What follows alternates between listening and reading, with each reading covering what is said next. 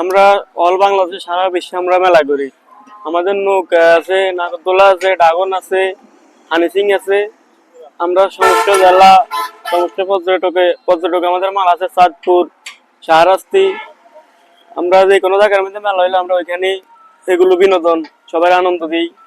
নৌকা, নাগরদোলা, ঘোড়া, হানিসিং, রাডার এবং যাবতীয় আরো অনেক কিছু আছে ইত্যাদি মেলার মধ্যে এগুলো। আমরা এখন বর্তমানে আছি কক্সবাজার, উকিয়া কক্সবাজার।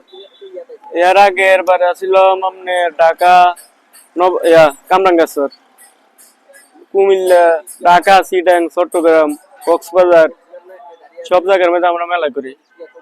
এই মেলা দিয়ে আমাদের সংসার চলে। এটা হলো আমাদের ব্যবসা। এর মূল সদস্য 10 থেকে 12 জন।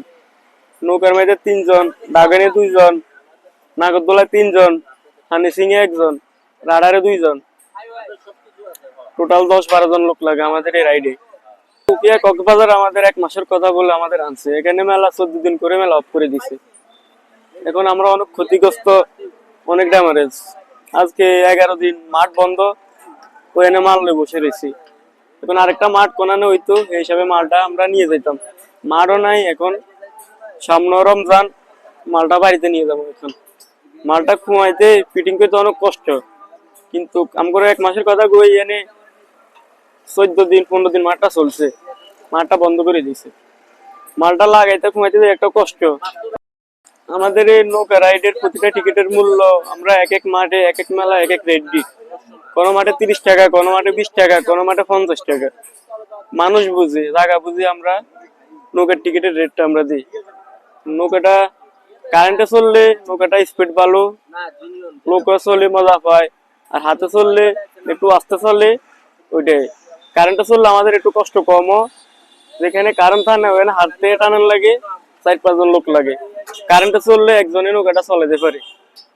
নৌকার মধ্যে যারা নিচে বসে তারা ভয় পায় না, যারা উপরে বসে তারা অনেক টাইমে কান্না করে, হাত ছাড়িয়ে যা, উপরে পড়ে যা।